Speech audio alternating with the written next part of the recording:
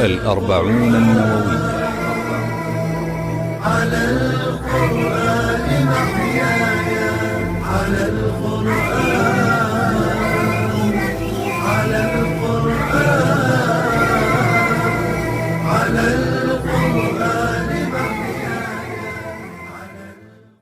الحديث 23 عن أبي مالك الحارث بن عاصم الأشعري رضي الله عنه قال: قال رسول الله صلى الله عليه وسلم: الطهور شطر الإيمان، والحمد لله تملأ الميزان، وسبحان الله والحمد لله تملأان أو تملأ ما بين السماء والأرض، والصلاة نور، والصدقة برهان، والصبر ضياء، والقرآن حجة لك أو عليك.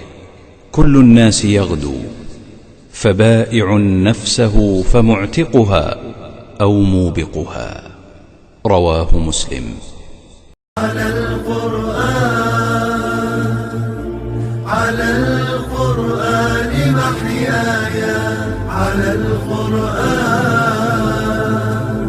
على القرآن،